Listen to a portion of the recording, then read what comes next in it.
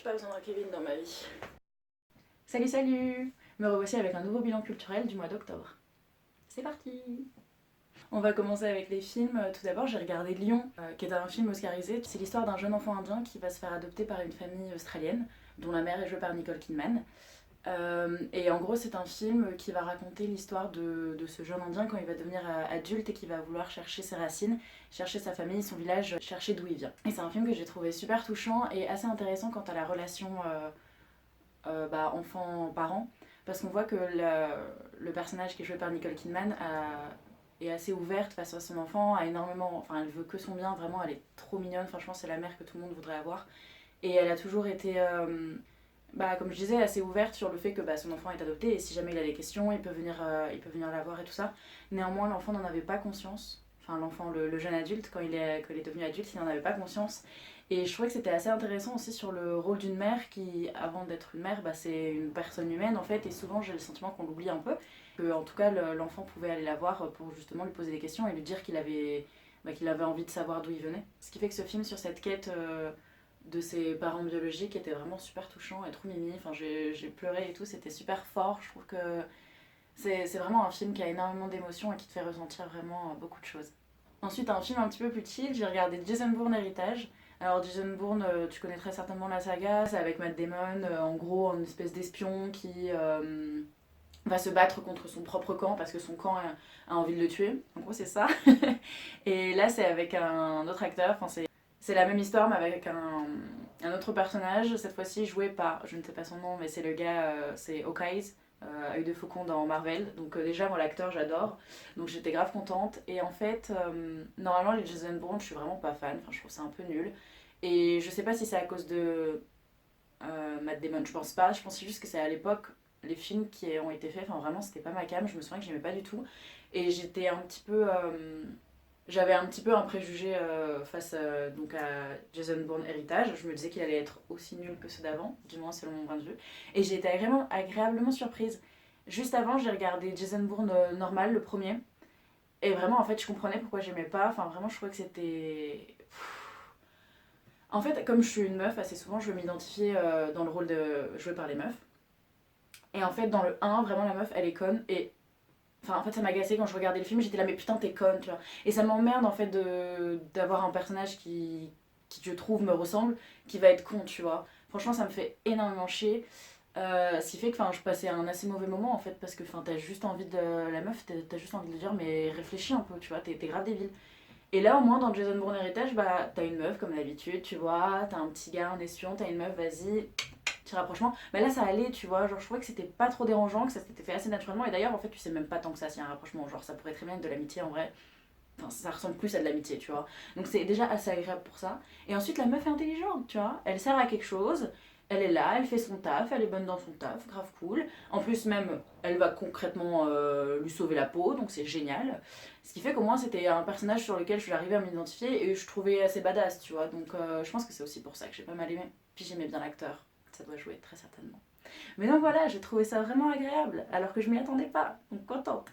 Ensuite, j'ai regardé Spider-Man Far From Home, qui est donc le nouveau Spider-Man. Pareil, comme pour Jason Bourne, en fait, j'aimais pas du tout les anciens Spider-Man. Je fais partie des gens qui n'aiment pas tant que ça Tobey Maguire. Je trouve que j'adorais le Spider-Man, le nouveau Amazing Spider-Man avec je ne sais plus quoi, Garfield. Je trouvais qu'en fait il était super attachant, tu sentais que c'est un jeune adolescent, enfin tu vois, il a vraiment ce côté juvénile et naïf et en même temps qui casse-cou, enfin tu vois, genre à mes yeux c'est ce que représente Spider-Man et donc j'adore. Et là, avec ce nouveau Spider-Man qui est joué par Tom Holland, je trouve que justement il le représente super bien, tu vois. Il a ce petit côté tout frêle, tout jeune, qui sait pas trop quoi faire, mais qu'en même temps, genre, il a ce côté j'ai envie de sauver tout le monde, alors que, enfin, mec, ça n'empêche que t'as 16 ans, tu vois, t'as pas quand même des énormes capacités. Et j'ai trouvé ça super mignon, tout le côté naïf, tu vois, de sa personne est vraiment mis en avant, parce qu'en gros, dans ce film aussi, alors je t'explique pas trop la trame parce que sinon ça spoilerait complètement, mais en gros, il y a des moments où. Il va faire de mauvaises analyses, on va dire, et justement, enfin, le fait qu'il soit adolescent, enfin, c'est normal en fait qu'il fasse de mauvaises analyses vu qu'il est assez jeune, tu vois, il n'a pas encore toute l'expérience. Et je trouve que c'est super en fait d'avoir enfin un Spider-Man qui, à mes yeux, ressemble vraiment à ce qu'est Spider-Man, tu vois, ce côté vraiment foufou et un peu, ouais, naïf quoi, vraiment, il est nouveau quoi. Donc voilà, je suis trop contente. En plus, j'aime pas trop Tommy Maguire, je trouve qu'il a un côté vraiment très petit chien battu en fait. Genre petit chiot, tu vois, mignon. Et enfin, pour moi, c'est pas l'image que devrait avoir Spider-Man, tu vois. C'est vraiment quelque chose d'énergique. Et je trouve que Tom Holland l'a énormément, donc j'étais super contente de ce film. Vraiment très très très agréable. Ensuite, j'ai regardé Men in Black International. Ouais, c'est ça. Men in Black International. International. Ouais, c'est comme ça qu'on dit. Euh, C'est le quatrième maintenant film de Men in Black, je crois. Donc cette fois-ci, c'est plus du tout avec Will Smith et je ne sais plus le nom du gars. Voilà. C'est avec. Waouh, je connais tellement pas les noms des acteurs, c'est ouf. C'est avec le frère de Thor. Donc c'est avec le gars qui jouait dans Hunger Games. Et la meuf, c'est la meuf qui joue dans Thor. Voilà, la Valkyrie qui joue dans Thor. Donc cette fois-ci, t'as une meuf. Donc voilà, moi, représentation et tout, je suis contente. Genre, je me. Enfin, en soi, genre, ça me dérange pas quand il y a deux gars. Enfin, j'arrive quand même à me voir dans le gars, tu vois, mais ça n'empêche que voilà, c'est sympathique. C'était aussi plutôt cool parce que ça n'a pas tant que ça été. Enfin, ça aurait pu être un homme que ça aurait été joué de la même manière. J'ai le sentiment que cette phrase n'était pas très française, mais voilà, ça aurait pu être un homme.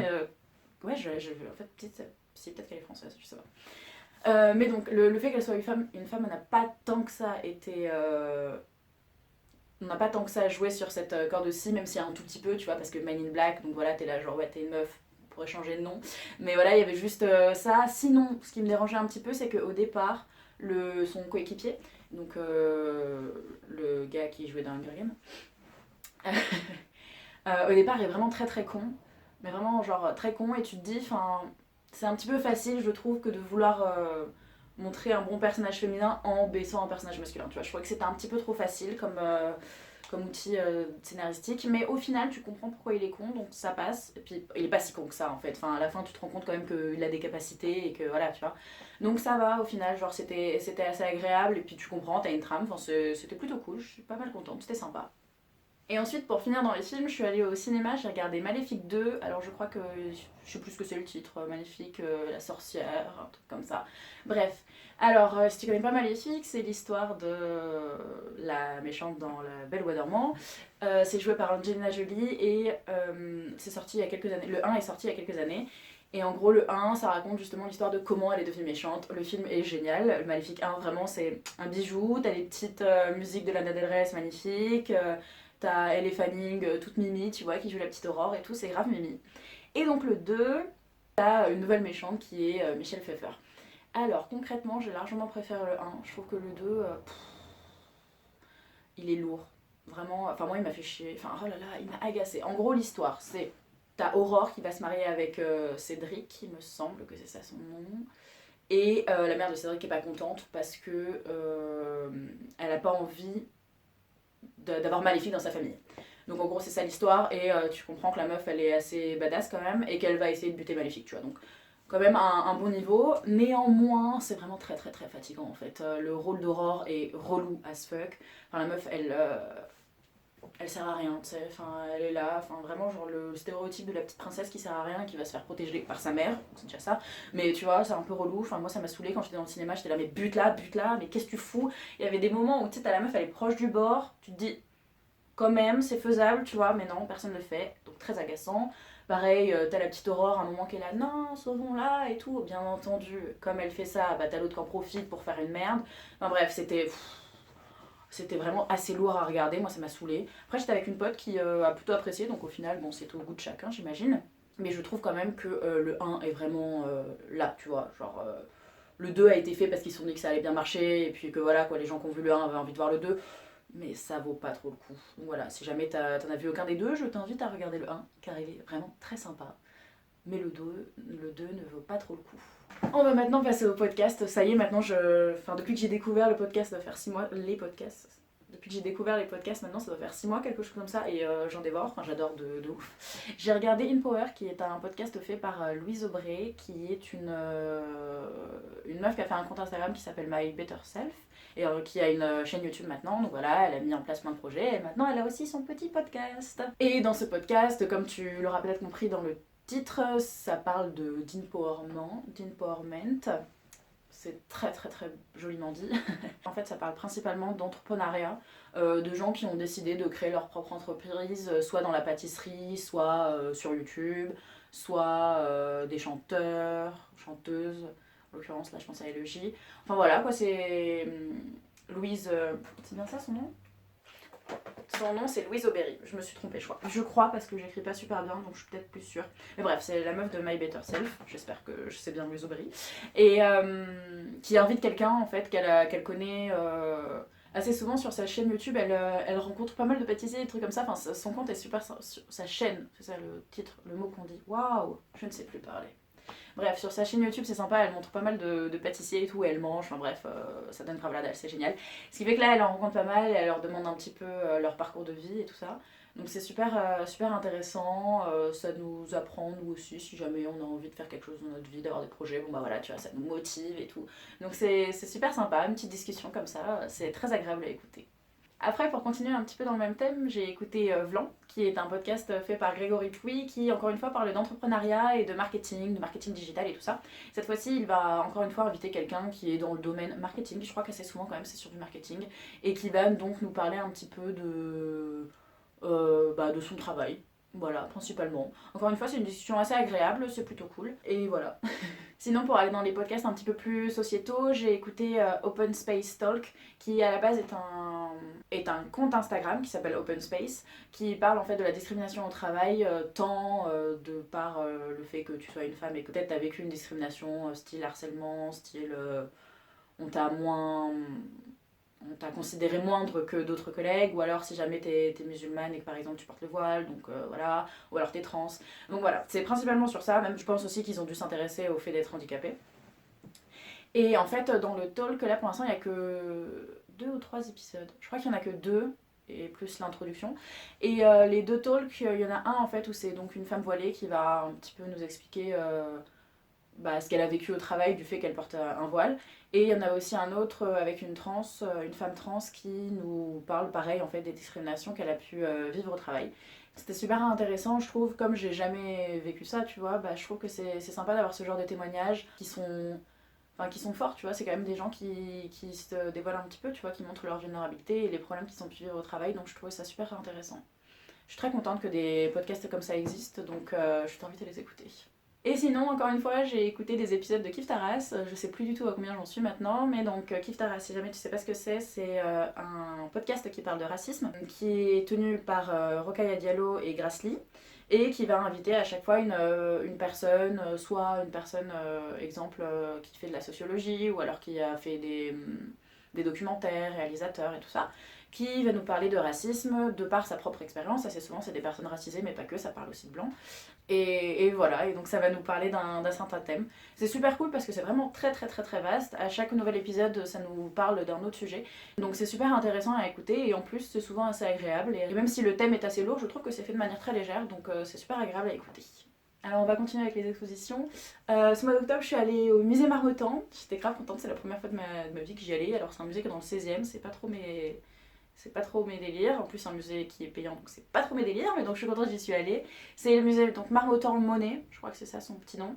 Et en fait, il y a principalement des impressionnistes, donc il y a du Monet, il y a aussi Berthe Morisot, et j'imagine qu'il doit y avoir peut-être, je sais pas moi, Manet, d'autres personnes, enfin voilà. Il y a énormément de Monet, vraiment, tu as toute une salle en fait en sous-sol où c'est que des petits. Enfin, le jardin de Giverny, tu vois, que des lacs. Des nymphéas et tout ça. Donc si t'aimes l'impressionnisme, vas-y, fonce, même si en soi t'as l'Orangerie, il me semble bien, qui est à Paris, qui est gratuit et où t'as aussi du Monet. Sinon t'as au Havre aussi dans le MoMA. Muma j'imagine. Je sais plus son nom. Où t'as aussi pas mal d'impressionnisme. Enfin bref, je n'y suis pas du tout allée pour l'impressionnisme, j'y suis allée pour voir le figuratif de Mondrian. Alors je sais pas trop si tu connais Mondrian. Mondrian c'est décarrelage. Et en fait, le musée Marmottan a fait toute une exposition sur tout le figuratif qu'a fait Mondrian. Et j'ai eu la possibilité d'y aller avec une visite guidée et c'était génial. Donc, comme je vais te montrer un petit peu Mondrian, tu vois ce que c'est. Donc, c'est vraiment abstrait, c'est très géométrique et tout ça. Et en fait, à l'origine, il a fait comme tout le monde. Il a appris en faisant du figuratif et puis il a tâtonné parce que c'était une époque où l'abstrait n'existait pas encore. Et donc, petit à petit, en fait, il a commencé à grandir un petit peu son envie d'abstraction. Mais il a dû faire avec du figuratif à la base. C'était super intéressant parce que dans la visite guidée, en fait, on nous montrait en fait toutes les œuvres du collectionneur principal de Mondrian, je me souviens plus du tout son nom, mais en gros c'est un gars qui a énormément aimé le travail de Mondrian et qui arrivait même à un stade où en fait il achetait ses œuvres sans même les voir tellement il l'aimait. Et en fait ce collectionneur là était intéressé par le côté abstrait et le côté un petit peu novateur de Mondrian, mais en même temps il voulait qu'il reste dans du figuratif, ce qui fait qu'il l'a forcé en fait à faire du figuratif pendant pratiquement toute sa vie, et c'est que vraiment à la toute fin de sa vie que Mondrian a décidé de se détacher de ce collectionneur là et de faire ce pourquoi il est connu aujourd'hui. Et donc dans toute cette petite exposition en fait on a vu plein d'œuvres et on a vu à certains moments en fait sa patte changer, un intérêt nouveau pour la couleur, les textures et tout ça. Ce qui fait que c'était super intéressant. Grâce à la visite guidée, j'en ai appris énormément. Je pense que même sans la visite, le musée est assez bien fait pour que tu comprennes quand même. Tu vois, t'as tout plein de petites cartels et tout. Mais je trouve qu'avec une visite guidée, c'est vraiment bien mieux. Je suis désolée, je suis grave excitée, mais j'étais grave contente en fait. À la base, je me disais, quel est l'intérêt de montrer du figuratif? Enfin, Mondrian, c'est pas ça. Ça sert à rien de faire ça, tu vois. Enfin, pour moi, ça avait pas de sens. Et en fait, bah, c'est juste que je connaissais pas Mondrian, c'est tout. Donc je suis grave contente, il me semble que c'est encore ouvert. Attends. Ouais, c'est ça, c'est jusqu'en janvier. Donc je t'invite à y aller, c'est payant, mais voilà quoi, t'as tout le musée, tu peux te balader, voir Berthe Morisot, tu peux voir des petits meubles aussi. T'as pas mal d'art déco en fait dans tout le musée, donc plutôt sympa. Et puis ouais, Mondrian, enfin vraiment grave contente. Ensuite, je suis allée au musée Bourdelle voir l'exposition Backside, le dos à la mode. Alors cette exposition s'arrête le 17 novembre, donc selon quand je vais tourner, quand je vais monter et poster cette vidéo, ce sera peut-être fini. Donc bon, je vais essayer de me dépêcher, mais voilà. C'était une exposition donc sur la mode en fait. Je le dis d'une manière vraiment magnifique. C'était une exposition sur la mode et en gros principalement les dos nus, le travail en fait de tout ce qui est derrière, tu vois. Exemple tout con, mon petit haut, il est vraiment travaillé devant et derrière. Il n'y a que dalle, tu vois, parce qu'on s'en fout en fait du derrière. Et donc c'était principalement une exposition sur ça, sur soit des gens qui ont décidé de mettre le dos en avant, soit justement en fait nous montrer que parfois la mode s'en foutait royalement du dos. Et c'était plutôt cool. J'ai bien aimé. Alors c'est une exposition qui en soi se fait en 30 minutes, elle est payante, elle est à 9 €, le musée Bourdelle en lui-même il est gratuit. Et c'est des choses qui pour moi sont importantes, donc je le précise. C'est une exposition qui est en sous-sol, il fait un peu chaud, donc voilà, je trouve que l'ambiance n'est pas géniale pour ça, mais bon, soit. Il n'y a pas beaucoup de luminosité aussi, mais ça encore je le comprends, enfin c'est pour pas non plus dégrader les pièces. Parce que dans tout le musée, justement, bah, tu vois des petites robes, tu vois des petits hauts et tout. Enfin bref, c'est tout joli. Moi, je trouve ça grave sympa. En plus, j'aime bien dessiner, donc dessiner des vêtements, des plis et tout, je trouve ça grave cool. C'était, comme j'ai dit, super intéressant quant au traitement du dos. Ça nous montrait aussi certaines choses de par certains artistes qui sont intéressés au dos, mais ça nous montre aussi un petit peu tout ce qui est... tu vois, exemple tout con, mais par exemple, je te montre... Ouf. Mon habit, putain c'est long dis donc, tu vois, il est assez mal foutu parce qu'il s'ouvre là. Ce qui fait qu'en fait t'es obligé quand même de te torsionner légèrement pour pouvoir le refermer. Et ça parle aussi de ça, tu vois, genre du côté pratique en fait des trucs qui se ferment dans le dos. Exemple tout con, t'as le soutien-gorge qui s'ouvre par derrière, même s'il y en a qui s'ouvrent par devant, mais bref, qui s'ouvre par derrière. Chez les hommes c'est assez rare d'avoir des vêtements comme ça qui... Tu sais, t'es obligé qu'il y ait quelqu'un qui t'aide pour l'enlever ou pour le mettre, tu vois, c'est... Enfin bref, donc ça parlait aussi de ça, donc plutôt intéressant. Et sinon, par rapport au musée Bourdelle en lui-même, en fait, je le connaissais pas du tout. Et donc, Bourdelle, c'est un sculpteur de l'époque de Rodin qui sculptait, voilà.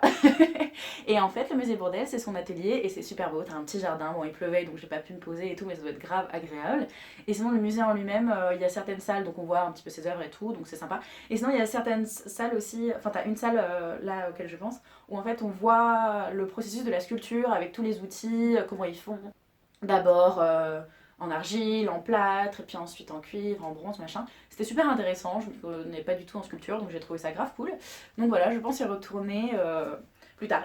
Et ensuite, pour finir avec les expositions, je suis allée avec les musées. Je suis allée au musée Guimet, qui est un musée sur l'art asiatique, et qui proposait une exposition sur Bouddha. La légende dorée, c'est très exactement.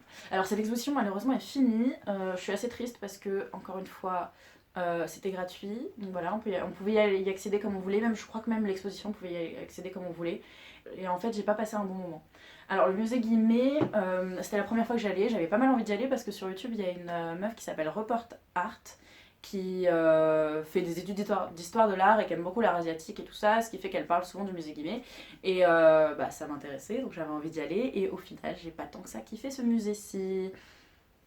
Je trouve ça plutôt intéressant que de mettre des œuvres d'art qui sont orientales, qui viennent d'Inde, qui viennent de Chine, qui viennent du Japon et tout. Enfin moi je m'y connais pas énormément, donc je trouve ça plutôt cool. Néanmoins, en fait, j'ai le sentiment qu'assez souvent, ça m'appelle pas et je trouve que c'est mal fait. Enfin, c'est pas assez bien fait pour pouvoir m'appeler. Je sais pas comment dire. Mais en gros, j'ai le sentiment qu'il n'y a pas un partage de connaissances, tu vois. Exemple tout con, en termes de scénographie, le musée est gris et les petites cartelles sont grises. Ce qui fait qu'en fait, bah, tu les vois pas dans le mur. Enfin, tu vois, elles t'appellent pas. Donc je trouve que bon, t'as pas envie de les lire, tu les vois même pas. Elles servent un peu à rien, je trouve. Donc pour quelqu'un comme moi qui n'y connaît rien, bah, ça m'incite pas trop à apprendre, tu vois, alors qu'à mes yeux, c'est quand même le but d'un musée. Donc voilà, ça présente des œuvres qui sont assez mignonnes.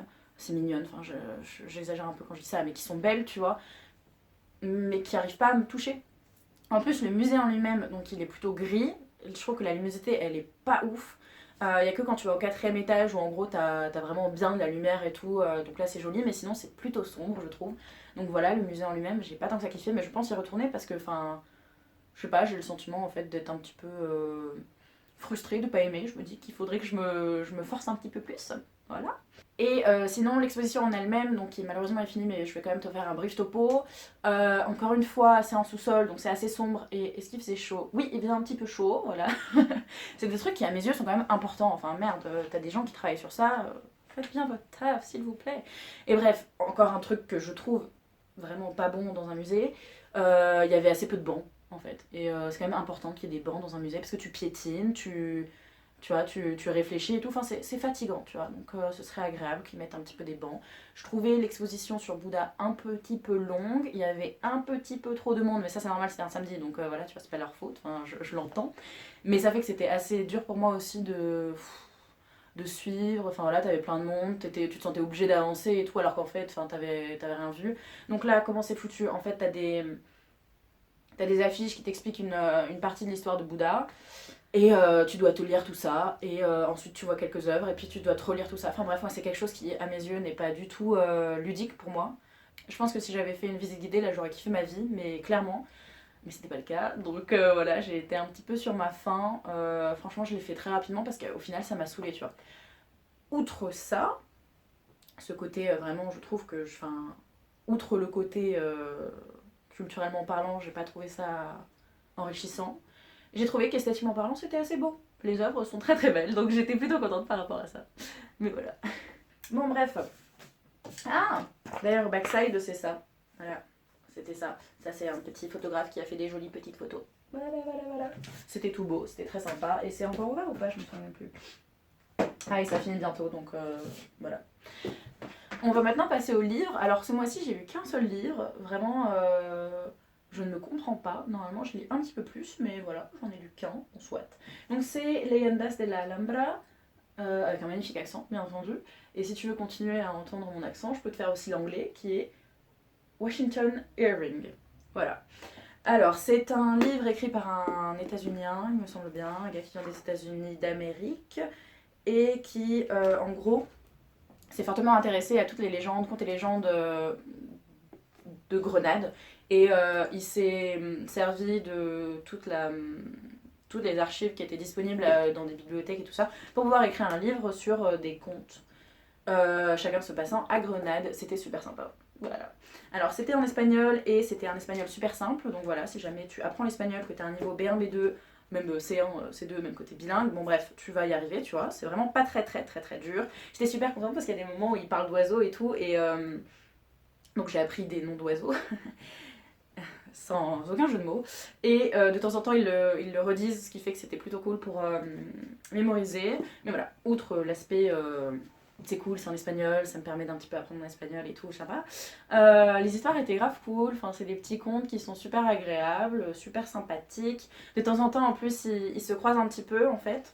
T'as certains personnages qui, par exemple, connaissaient le conte d'avant, donc tu vois, ils ont des préjugés par rapport à ce qui pourrait se passer, parce qu'ils se disent, ah, peut-être qu'il y a cette même ce même fantôme qui va revenir ou je sais pas quoi. Enfin bref, c'était super sympathique, moi je suis toute contente.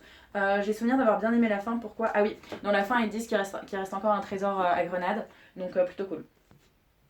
Alors là, je me rends compte que j'ai peut-être un petit peu mal expliqué. En fait, Grenade, c'est en Andalousie, c'est en Espagne, et ça a été conquis par les Arabes lors de la... Bah, quand ils ont... Comment c'est quoi le nom? La colonisation. Enfin, en vrai, c'est ça, ouais. Quand ils ont fait la conquête, tu vois. Hop. Et les Arabes sont restés très longtemps en Andalousie et très longtemps à Grenade. Ce qui fait que, par exemple, ils ont construit l'Alhambra, qui est un palais... je crois que les noms, c'est genre Alcazar. C'est un palais, en gros, qui est arabe, tu vois. Genre, t'as des petites... waouh, des petites mosaïques et tout. Enfin, tu vois, t'as une architecture arabe, voilà, c'est ça le terme. T'as aussi à Séville, par exemple, Alcazar, et t'en as aussi à Cordoue, je crois, un Alcazar. Enfin bref, les Arabes ont été pendant très longtemps en Andalousie, ce qui fait qu'il y a encore bah, des restes de leur passage, tu vois. Et donc toutes ces légendes nous parlent de ça en fait. C'est assez souvent. T'as par exemple une petite princesse musulmane qui va rencontrer une autre petite meuf catholique, et puis voilà, tu vois, ou alors sinon t'as des trucs de guerre, ou machin et tout. Bref, c'était plutôt sympa, moi je suis plutôt contente. Voilà, j'ai trouvé ça plutôt cool, je suis contente. Et puis c'est tout, hein. J'avais l'impression de pas avoir grand chose. Il y a un moustique qui vient de passer. Est-ce que tu l'as vu? Sinon, un truc auquel j'avais envie de parler, qui à mes yeux a un côté quand même culturel, pendant ce mois d'octobre, il y avait Linktober, je sais pas si trop si tu t'intéresses au dessin ou à l'art en règle générale. Sur Instagram par exemple, il y a un défi en octobre qui donc est Inktober, Ink l'encre et Tober pour October. Et donc c'est un défi que les gens font tous les jours, ils doivent dessiner un dessin selon un thème qui a été préalablement fourni en fait par le créateur de Linktober, je me souviens plus de son nom, enfin bref, il y a plein de thèmes. Et chaque jour, il doit dessiner un dessin selon ce thème en utilisant de l'encre ou en utilisant ce dont il a envie. Mais donc voilà, si jamais tu connaissais pas, je t'invite à checker l'hashtag Inktober. C'est plutôt sympa et c'est vraiment un challenge assez chaud. J'ai essayé de le faire comme chaque année, enfin ça fait 2 ans en fait, 2 fois que j'essaie de le faire. Comme d'habitude, je me suis arrêtée au bout d'une semaine, car concrètement c'est dur de dessiner tous les jours, d'autant plus un dessin qui passe, tu vois. Mais donc voilà, si jamais tu t'intéresses à ça, eh ben je t'invite à regarder ça sur Instagram. Sinon, mon compte Instagram c'est waltima-8 si tu veux voir les magnifiques dessins que j'ai pu faire pendant 5 jours pour cet Inktober. Et puis voilà, je te laisse avec ça, je te fais de gros bisous, j'espère que tu as découvert des choses et que ça va t'inspirer pour ensuite toi regarder ou écouter ou aller voir certaines petites choses. Dis-moi si jamais il y a des trucs qui t'ont intéressé et aussi si jamais tu veux me faire part de toi tes petites découvertes. Voilà, je te fais des bisous, passe une bonne journée, bye.